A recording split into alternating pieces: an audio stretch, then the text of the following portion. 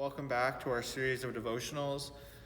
We're going to be posting these every Wednesday as often as we can over summer once again, and I hope you are all safe, you're all rested, you're healthy, and that you're doing the best you can during these very crazy times that are 2020 right now. But before we get started today, I just want to let you know I'm here for you, I'm praying for you. If you ever need anything, please text me, please call me, or just call the church. We have a prayer box outside now.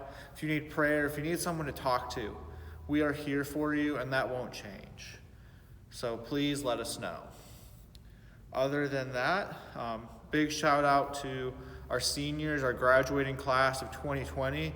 Y'all are amazing. I'm going to miss you, but I know you have so many great things in store for you. So I really look forward to hearing about everything you're going to do, everything you're going to accomplish. And I look forward to when you do come back to visit this amazing church, this amazing town, and everyone here. Other than that, we're going to go ahead and get started for today. Please know that I'm thinking about you, and please know that this devotional was a little bit more difficult for me to write today, but I feel like the words are necessary and that right now is a great time for us to come together as a church family. So please enjoy this devotional, and here it is.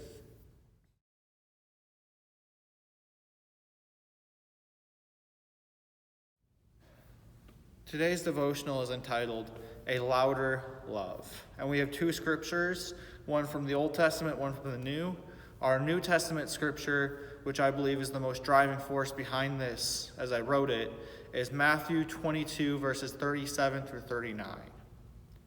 Jesus replied, Love the Lord your God with all your heart and with all your soul and with all your mind. This is the first and greatest commandment. And the second is like it. Love your neighbor as yourself. And our second scripture is from the Old Testament, which is Malachi chapter 2, verse 10. Do we not all have one Father? Did not one God create us? Why do we profane the covenant of our ancestors by being unfaithful to one another?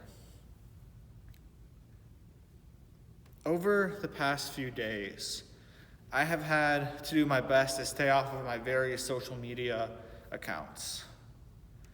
Usually, while waking up with a cup of coffee in the morning before starting my day, I would scroll through my Facebook to see how my friends in Florida, Illinois, and other various states are doing, just to keep in touch. But recently, my heart has started to break, as I've seen all the posts about all the recent events going on in our nation, across all these major cities and everywhere. I see a divided nation, a divided people, and a place where instead of loving each other as God loves us, we're at each other's throats.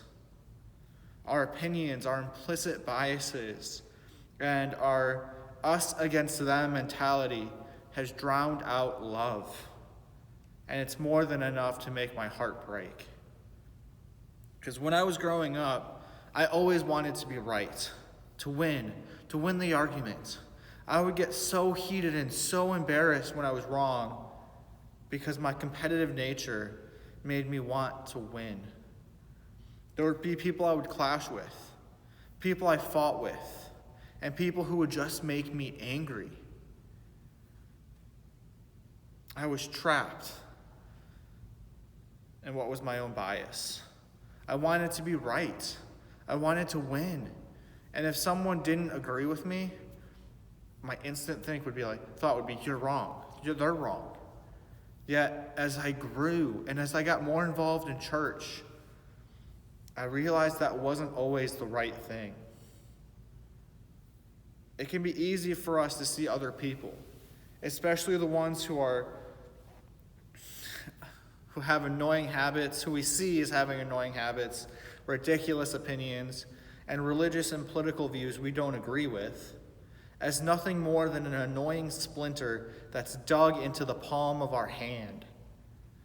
It can be easy to think that life would just be so much better if these people kept to themselves and were removed from our lives. And that's one way of looking at it, yeah. but Scripture offers us a better view. As people, we tend to gravitate towards others and towards other people who think like us, have similar opinions, do similar things, and even look like us.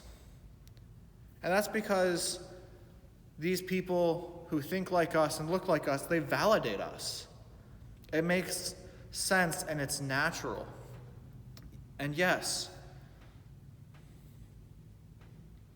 yet there's a problem here that Scripture addresses. When we only associate with the people who are like us, we miss out on some of the beauties of the world.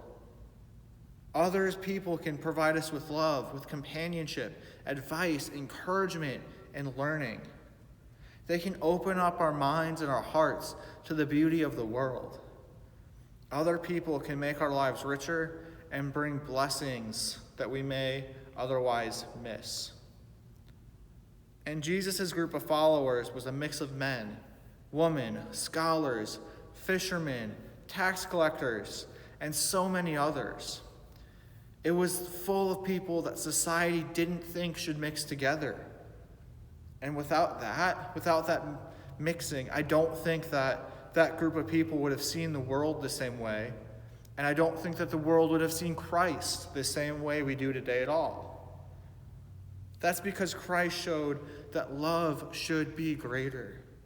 That love should be what drowns out biases and opinions. And not the other way around. It shouldn't be opinions drowning out love. It should be love drowning out the opinions and biases.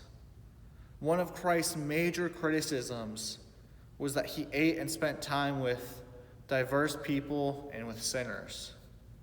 Yet Christ did this to show us that God's love, the love that never stops chasing after us, the love that we are called to share, drowns out these biases and these opinions, even those opinions we don't agree with.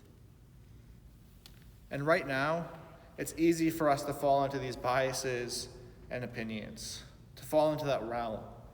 With everything going on and with how vocal our nation is on social media, it can be easy for our own opinions to be louder than love. Yet our love should be louder than opinions. There will be people who are ill-mannered, who are takers, and who drive us up the wall. And it's true that we must be aware of the potential dangers in our world. We always have to be aware of those potential dangers. Yet we cannot let those dangers prevent us from letting our love drown out our opinions, from letting love be the loudest voice that people hear from us. Instead of it being our opinion against another's or us against them, what if it was our love for everyone? Regardless of what they think, if they think like us, if they agree with us, if they even look like us. What if our love spoke louder? The gospel tells us that's what Christ did for us and for everyone. He let his love be louder than his opinion and any opinion. And he did so in peace, without violence. Love needs to be louder. I firmly believe that. And love needs to drown out opinions. We're in a heated time right now with everything going on. But we can respond by showing love, not violence. We can show by saying that I might not agree with you, but God loves you, so I will too. And that's super hard to do. But that's why God tells us to love our neighbor. He knows it's not going to be easy. He knows that because he went through it. But our love needs to drown out opinions, because that is truly how we are seen as Christians, by our love, as Christ has told us in the Holy Scriptures, that is the Bible and the Gospel. So my reflection questions for you today based on this are, how do you react when you see something you don't agree with? And secondly, what can you do so your love is greater than your opinion, or your love is greater than any of your opinions? Thank you.